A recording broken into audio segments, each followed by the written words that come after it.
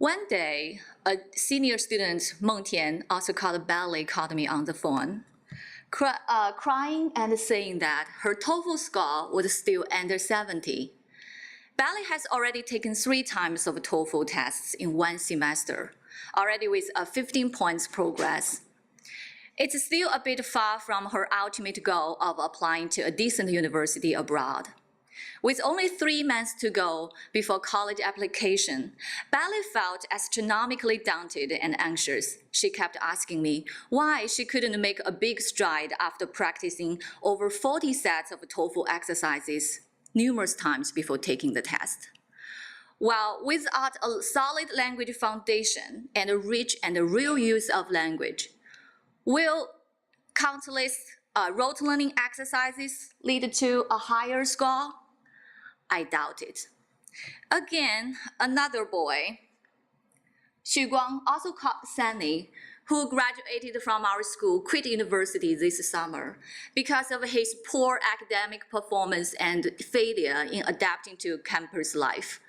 I believe he is not a single case. There might be more in the future. Will test-centered education produce competent graduates? I doubt it again.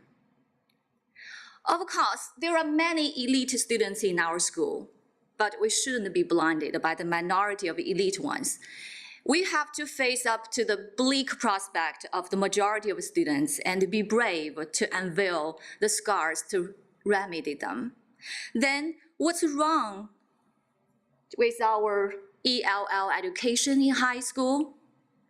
When we are overwhelmed by high pressure of tests, we crime students as content givers and test crackers. We begin to crime students with TOEFL vocabularies and exercises since grade 9 and grade 10. Constructivism and instructional scaffolding has been totally out of their field test mind.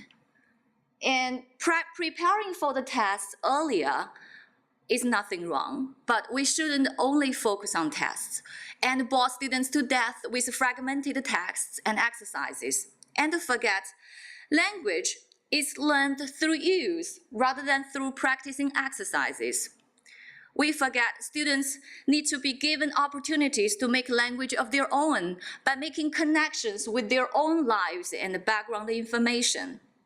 We forget students' failure in language learning might also attribute to first language inadequacy. We always remind students of tests, but we forget students learn better in low-risk environment where exploration is encouraged. We forget students also need other language nutrition and other competent skills to be empowered to them. Tests are not excuses for us not to make our ELL class a learning haven for language learners. Only by that time, their score will steadily go up. Language tests and language ability shouldn't be one thing instead of another. Here are my solutions to the dilemma. First, integrate young adult literature into ELL class. Research has shown speaking, writing, and listening can be greatly improved by reading. Besides, young adult literature can help students to push up their thinking and grow ideas, and also serve as a mirror and a window to relate to their own life and diversify the peers' life. Thus, character education and moral education can be seamlessly integrated into learning. Second, integrate inquiry-based projects into ELL class, as it can help students to build up personal portfolios and add up spices to their college essay, unleash their research potential.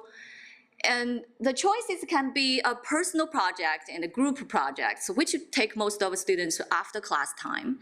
As long as they find their passion and purpose in the project, it will go directly into their autonomous and self-motivated to-do list.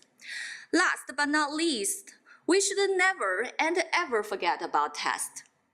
Instead, we should offer block-scheduled test-oriented training at a certain time, and set up entry requirements to avoid invalid, repetitive setting up for language tests, including TOEFL and other language tests like IELTS.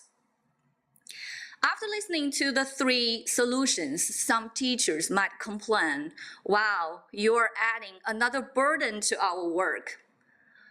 Well, compared with test crime, the teaching, which is much easier for teachers, what I am proposing is challenging.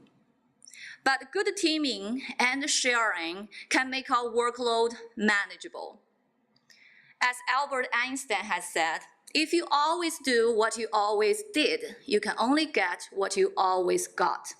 For the sake of our students, I call on more English teachers to act towards the goal, turning our English or ELL class into a learning haven.